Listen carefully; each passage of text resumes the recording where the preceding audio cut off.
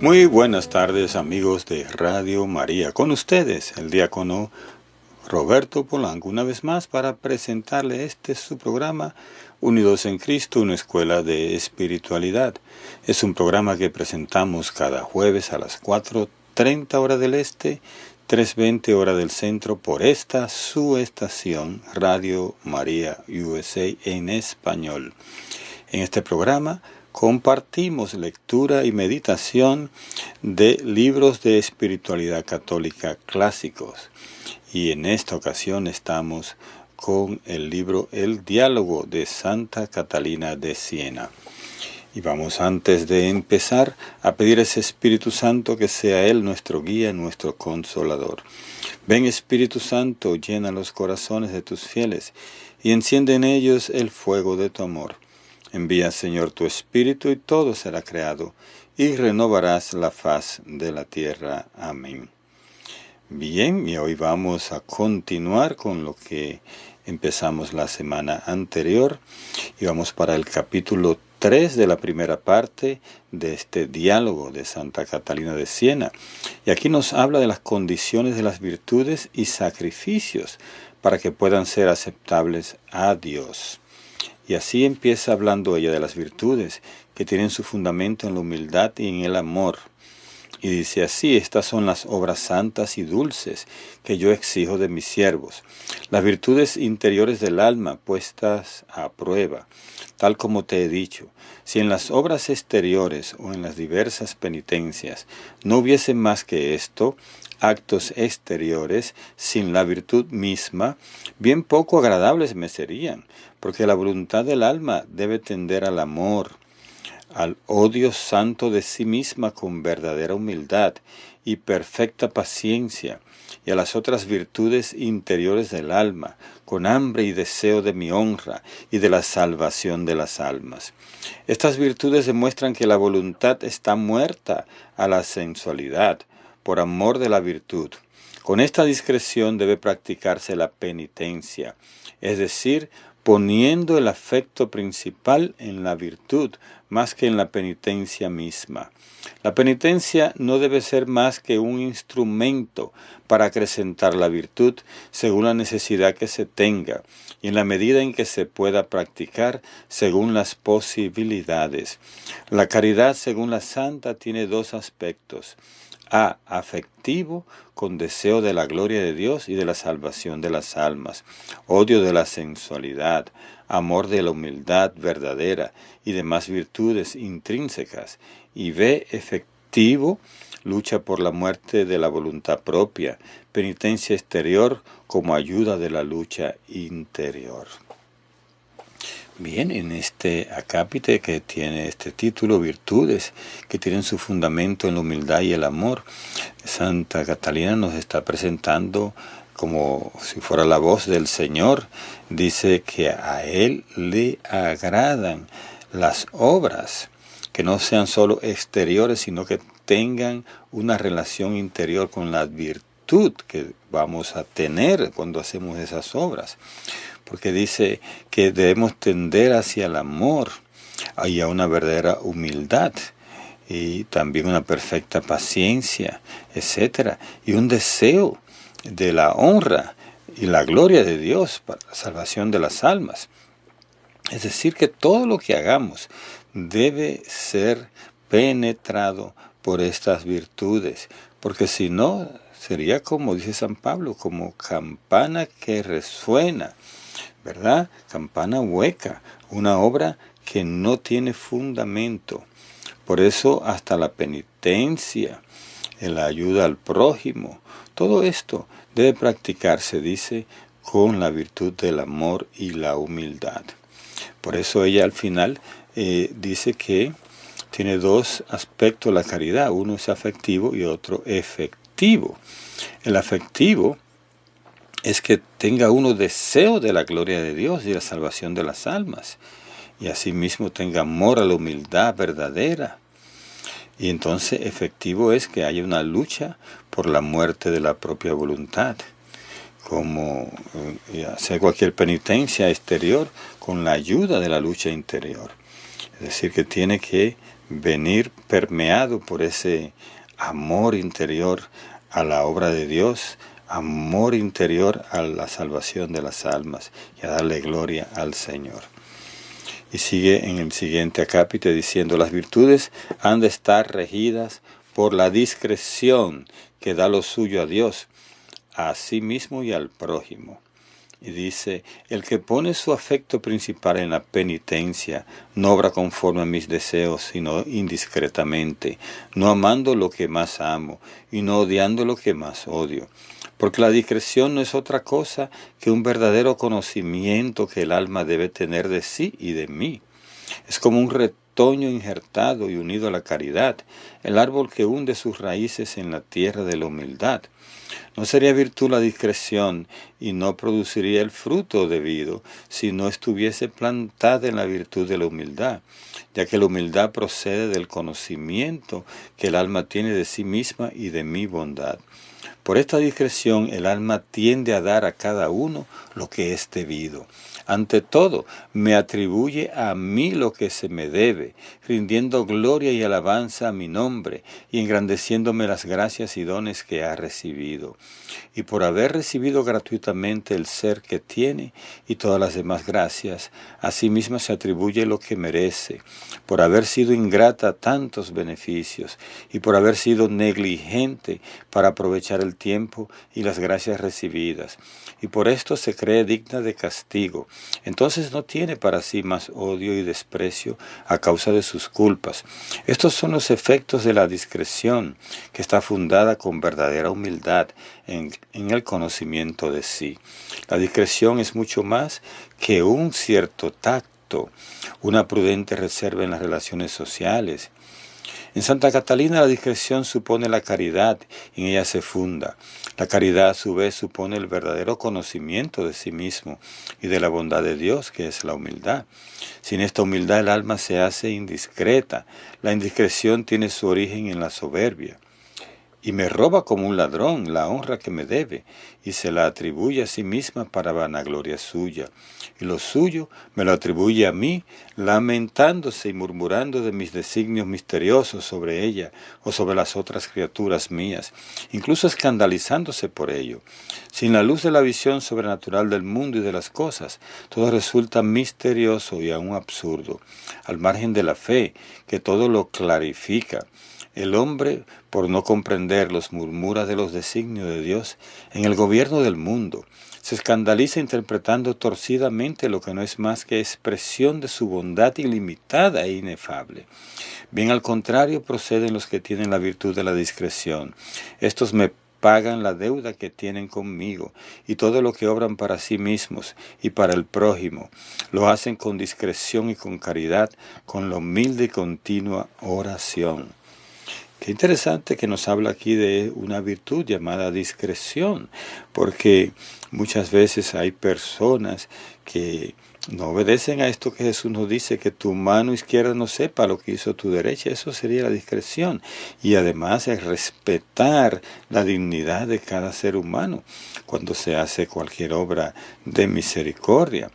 Y más que nada, también el no comunicar las cosas que el Señor nos regala, nos da, por ejemplo, una visión, una palabra que el Señor nos da, no tenemos por qué comunicarla menos que el Señor nos diga, porque esto más bien a veces se lleva a la soberbia, porque soberbia espiritual más que nada, porque el decir que tuve tal experiencia, que vi a tal esto o tal otro, en realidad es como decir a los demás: yo soy más santo que tú.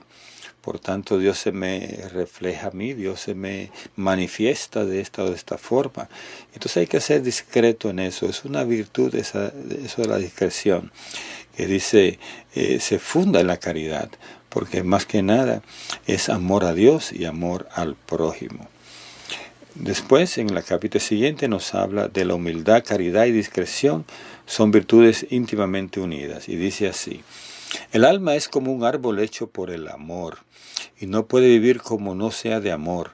Si el alma no tiene amor divino, de verdadera y perfecta caridad, no produce frutos de vida, sino de muerte. El alma no puede vivir sin amor, o amará a Dios o al mundo. El alma se une siempre a la cosa que ama y en ella se convierte. Carta 44. Es indispensable que la raíz de este árbol sea la humildad y el verdadero conocimiento de sí misma y de mí. El árbol de la caridad se nutre de la humildad y hace sugerir de sí retoño de la verdadera discreción. El meollo del árbol es la paciencia, signo evidente de mi presencia en el alma y de que el alma está unida a mí. Este árbol germina flores perfumadas de muchas y variadas fragancias. Produce frutos de gracia en el alma y de utilidad para el prójimo. Hace subir hasta mí aroma de gloria y alabanza de mi nombre. Porque en mí tiene su principio y su término, que soy yo mismo, vida eterna, que no le será quitada si no me rechaza. Y todos los frutos que provienen de este árbol están sazonados con la discreción, porque están unidos todos ellos entre sí. Aquí llama la atención que nos dice que hay una raíz de este árbol, pero tiene que estar enraizado en la humildad. Y en la capítulo anterior hablaba de esto. La humildad es como el humus de la tierra donde se produce todo, donde la raíz del árbol entra y saca todo su alimento para dar frutos. Por tanto, si nosotros queremos realmente dar frutos, tenemos que ser humildes porque Dios va a echar sus raíces allí y va a hacer que podamos tener paciencia, podamos tener caridad, podamos tener todas esas virtudes necesarias para dar honra y gloria a Dios. En el capítulo siguiente dice así: la penitencia exterior no es el fundamento, sino un instrumento de la santidad. Estos son los frutos y las obras que yo reclamo del alma, la prueba de la virtud en el tiempo oportuno. Por esto te dije hace ya tiempo, cuando deseaba hacer grandes penitencias por mí, y decías, ¿qué podría hacer para sufrir por ti? Yo te contesté diciendo, yo soy aquel que me complazco en las pocas palabras y en las muchas obras. Con esto te daba a entender que no me es agradable el que solo de palabra me llama diciendo, Señor, Señor. Yo quisiera hacer algo por ti. Ni aquel que desea y quiere mortificar el cuerpo con muchas penitencias, sin matar la propia voluntad. Lo que yo quiero son obras abundantes de un sufrir recio, efecto de la paciencia y de las otras virtudes interiores del alma, todas ellas operantes y generadoras de frutos de gracia. Toda acción fundada sobre otro principio distinto de este, yo la considero como clamar solo con palabras, siendo yo infinito. Requiero acciones infinitas, es decir, infinito amor. Quiero que las obras de penitencia y otros ejercicios corporales los tengáis como instrumentos y no como vuestro principal objetivo. Solamente cuando la acción finita va unida a la caridad, me es grata y agradable. Entonces va acompañada de la discreción, que se sirve de las acciones corporales como de instrumento y no los toma como fin principal.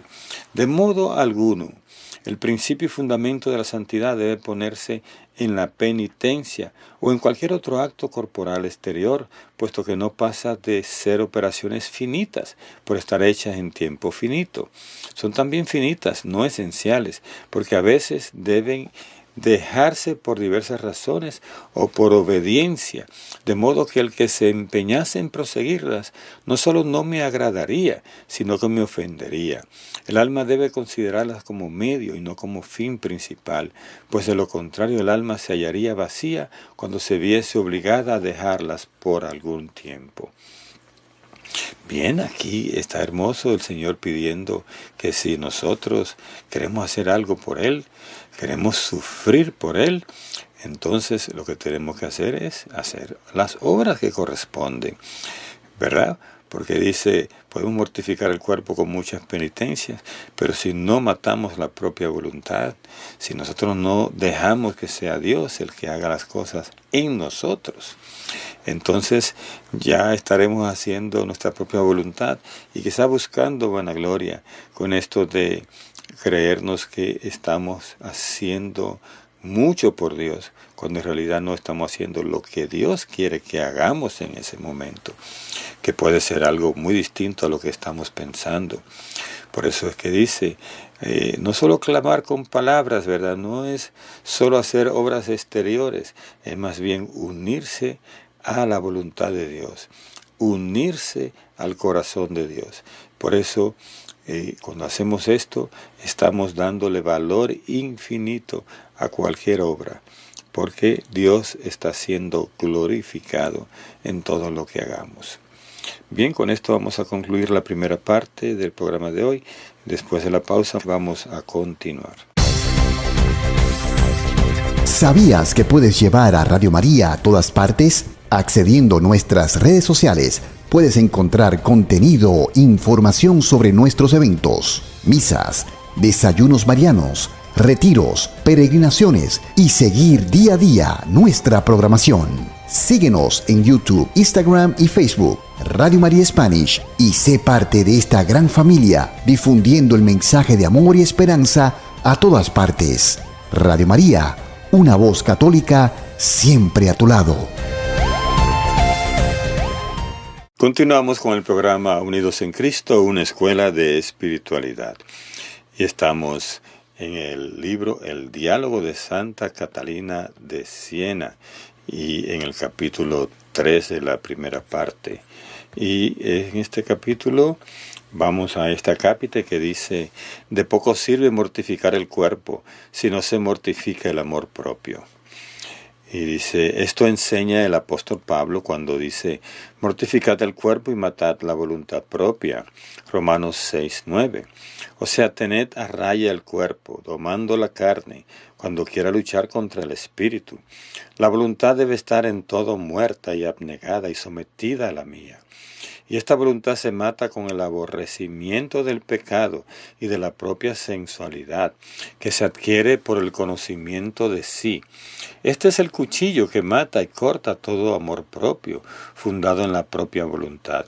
Quienes los poseen son los que no me dan, no solamente palabras, sino abundancia de obras. Y en esto tengo mis complacencias. Por eso te dije que lo que yo quería eran pocas palabras y muchas obras. Al decir muchas, no fijo número, porque el afecto del alma fundado en la caridad, que vivifica todas las virtudes, debe llegar al infinito. No desprecio, sin embargo, la palabra, mas dije que quería pocas, para dar a entender que todo acto exterior es finito, y por eso dije pocas. Ellas, sin embargo, me agradan, porque son instrumento de la virtud, sin que en ellas se ponga la esencia de la virtud misma. El aborrecimiento del pecado y de la propia sensualidad, que se adquiere con el conocimiento propio, es un cuchillo que corta y mata todo amor propio fundado en la propia voluntad, al margen de la de Dios o en contraposición con ella. Oh dulcísimo amor, yo no veo otro remedio sino aquel cuchillo que tú, amor dulcísimo, tuviste en tu corazón y en tu alma, es decir, el odio que tuviste al pecado y el amor a la gloria del Padre y a nuestra salvación. Oh amor dulcísimo, este fue el cuchillo que traspasó el corazón y el alma de la Madre. Carta 30. Debemos odiar esta ofensa y odiarnos a nosotros mismos que la cometimos. La persona que concibe este odio quiere tomarse venganza de la vida pasada y sufrir toda pena por amor de Cristo y reparación de sus propios pecados, vengando la soberbia con la humildad, la codicia y la avaricia con la generosidad y la caridad, la libertad de sus quereres propios con la obediencia. Estas son las santas venganzas que debemos tomarnos con la espada de doble filo, el del odio y el del amor. Guárdese bien, pues, cualquiera de juzgar más perfecto al que hace penitencia con las que procura matar el cuerpo, que al que hace menos, porque no está en esto la virtud ni el mérito. No obraría mal quien por justas razones no pudiera hacer obras de penitencia exterior y practicara solo la virtud de la caridad, sazonada con la discreción. Interesante esto que nos está diciendo aquí Santa Catalina de Siena, ¿verdad? Que hay que vengarse, dice, de lo que uno hizo en el tiempo anterior de encontrarse con el Señor, de todas las maldades que uno hizo. Y mire qué tipo de venganza, dice, vengar la vida pasada, ¿verdad? Y dice aquí, vengando la soberbia con la humildad, la codicia y la avaricia con la generosidad y la caridad, la libertad de lo que uno quiere hacer con la obediencia.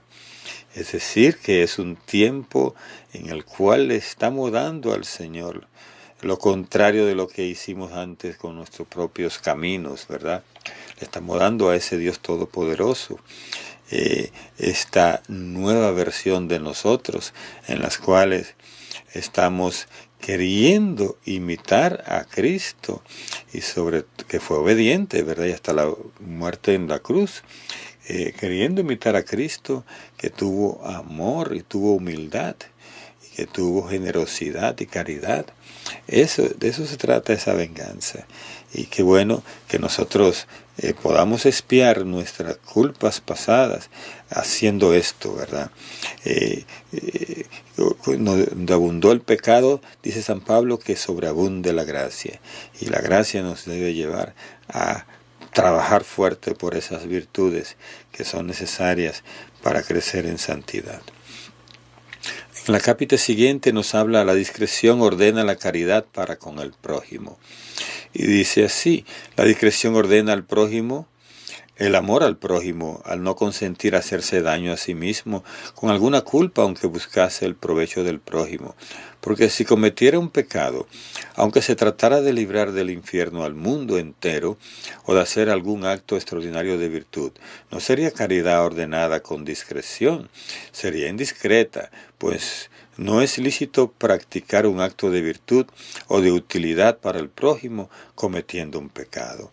Por la santa discreción el alma orienta todas sus potencias a servirme resueltamente con toda solicitud y a amar al prójimo con amor, exponiendo 1000 veces, si es posible, la vida del cuerpo por la salvación de las almas, sufriendo penas y tormentos para que tenga la vida de la gracia, y arriesgando sus bienes temporales para socorrer las necesidades materiales de su prójimo. Esto es lo que hace la discreción, que nace de la caridad.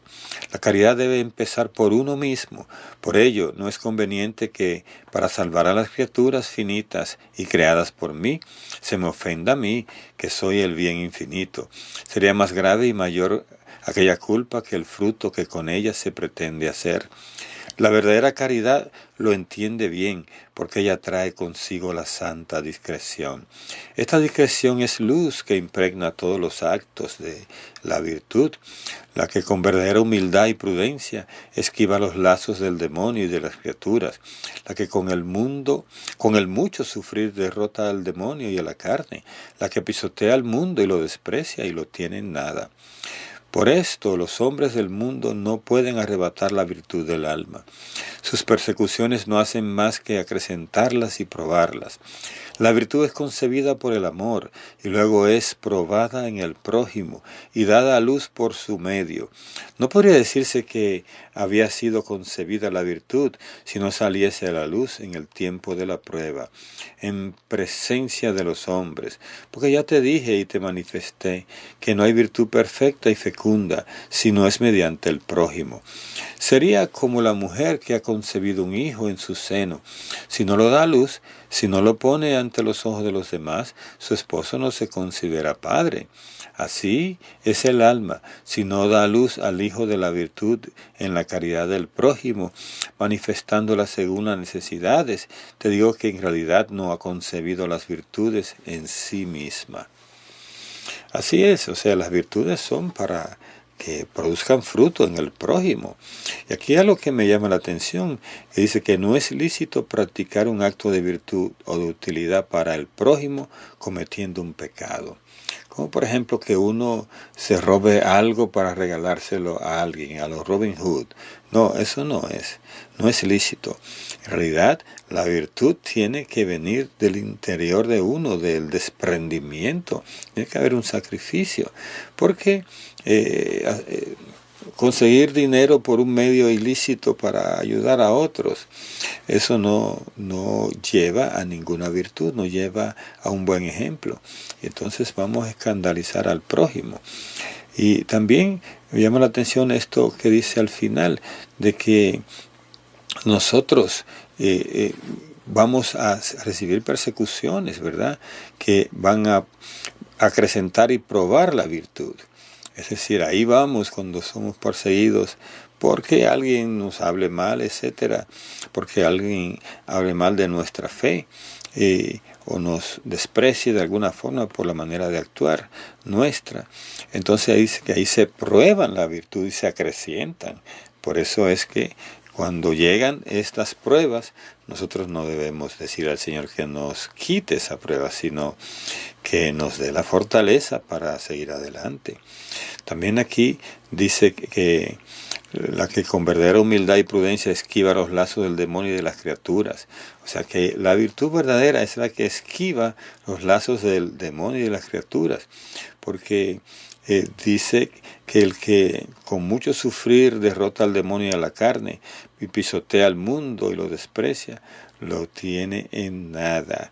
Es decir, que nosotros debemos hacer todas estas cosas, pero dentro de la virtud y no como buscando ser soberbios o buscando nosotros fama o lo que fuera.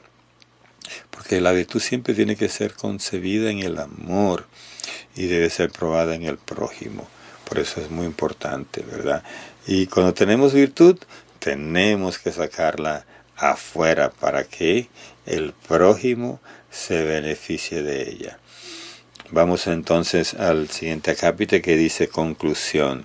Te he manifestado estas cosas para que sepáis cómo debéis sacrificaros por mí, sacrificio interior y exterior a la vez. Como el vaso está unido al agua que se presenta al Señor. El agua sin el vaso no puede ser presentado. El vaso sin el agua tampoco le sería agradable. De la misma manera, debéis ofrecerme el vaso de los muchos padecimientos exteriores que yo os envié, sin que seáis vosotros los que escojáis el tiempo o lugar.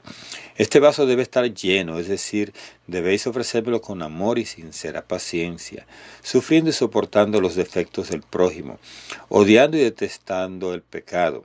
Entonces estos sufrimientos, representados por el vaso, están llenos del agua de mi gracia que da la vida al alma. Y yo recibo este presente de mis dulces esposas al aceptar sus lágrimas y sus humildes y continuas oraciones. En la caridad de Dios concebimos las virtudes y en la caridad del prójimo las damos a luz. Si lo haces así, será esposa fiel. Si tú eres esposa y serás esposa fiel, si el amor que tiene a Dios te lo atributas al prójimo con amor verdadero y cordial, ya que a él no le puede ser útil ni de provecho directamente. Carta 50. Es decir, que a Dios se le hace provecho, o sea, le va a hacer provecho el que nosotros ofrezcamos las cosas con verdadero amor. Y esto de esposa, todas esas vírgenes que en la iglesia han sido gente de oración, gente con una profundidad mística, se llama esto la boda mística, ¿verdad? En la cual estas personas unen su corazón al Señor. Y no tiene que ser necesariamente una dama, puede ser un caballero también, que una su amor como San Juan de la Cruz unió su corazón al amor de Dios. Y había allí un ofrecimiento místico también. Vamos a la acápite que sigue, que es parte de la conclusión, y dice: exhortación a tener ánimo viril ante las pruebas. Sufrí pues varonilmente hasta la muerte, y esto será para mí señal de que me amáis en verdad. No volváis la mirada atrás por temor a las criaturas o las tribulaciones, ante bien gozaos en la tribulación misma. El mundo se alegra haciéndome muchas injurias, y vosotros os afligís por causa de las injurias que se hacen contra mí. Al ofenderme a mí os ofenden a vosotros, y ofendiéndoles a vosotros me ofenden a mí, porque yo soy una misma cosa con vosotros. Sabes muy bien que habiendo dado mi imagen y semejanza, y habiendo perdido vosotros la gracia por el pecado, para devolveros la vida de la gracia, uní en vosotros mi naturaleza, cubriéndola con el velo de vuestra humanidad. Siendo vosotros imagen mía, tomé vuestra imagen al tomar forma humana. De modo que soy una cosa con vosotros, mientras el alma no se separe de mí por la culpa del pecado mortal. Quien me ama está en mí, y yo en él. Por esto el mundo le persigue, porque el mundo mundo no se conforma conmigo, y por esto persiguió a mi unigénito Hijo, hasta la afrentosa muerte en la cruz. Y así hace también con vosotros. Os persigue y os perseguirá hasta la muerte, porque no me ama. Si el mundo me hubiera amado, a mí también os amaría a vosotros. Pero alegraos, porque vuestra alegría será completa en el cielo. Cuanto más abunda la tribulación en el cuerpo místico de la Santa Iglesia, tanto más abundará ella misma en dulzura y consolación. Y su consuelo será la reforma de la Santa Iglesia. Alegraos pues en vuestra amargura. Yo os he prometido daros alivio, y después de la amargura os daré consolación. De paso es decir que la consolación de Santa Catalina de Siena fue su lucha por la reforma de la Iglesia, porque la Iglesia se encaminara hacia lo que el Señor quiere, hacia la voluntad de Dios. Y ella hizo cartas y cartas y más cartas para llegarle al Papa y que se hubiera unidad, porque era un tiempo en que el papado estaba dividido, y ella sufrió en carne propia esto, y todas sus oraciones y penitencias eran para que la Iglesia se mantuviese unida y fiel a lo que el Señor le había dejado como misión. Y dice aquí al final, efecto de esta enseñanza en aquella alma. En el dulce espejo de Dios conoce el alma su propia dignidad y su propia indignidad, la dignidad de la creación, viéndose hecha gratuitamente a imagen de Dios, y su propia indignidad al ver que en el espejo de la bondad de Dios en lo que ha venido a parar por su propia culpa. Cuando uno se mira en el espejo es como mejor aprecia las manchas en su cara. El alma que con verdadero conocimiento de sí se mira en el dulce espejo de Dios, conoce mejor la mancha de su cara por la pureza que ve en él. Y aquí termina este hermoso capítulo. Pues nosotros tenemos que llevar siempre nuestra alma al sacramento de la confesión, que es el espejo donde nos vamos a mirar las manchas, ¿verdad? Y la Eucaristía después nos acaba a nosotros de limpiar esas manchas a través de la comunión. Y si ofrecemos cualquier sacrificio, cualquier penitencia, entonces mucho más va a blanquear esas manchas. Y el Señor dice que Él está en nosotros y está siempre viviendo en nosotros, dándonos la gracia necesaria para crecer, siempre y cuando no haya pecado mortal. Él está en nosotros y nosotros en Él, que dice que me ama a mí, está en mí y yo en Él. Por eso es importante permanecer en la vida de Cristo unidos a Él, siempre en oración y en la vida sacramental. Bien, con esto terminamos el programa de hoy y será hasta la próxima en que estaremos de nuevo unidos en Cristo en esta escuela de espiritualidad. Hasta entonces, Dios les bendiga.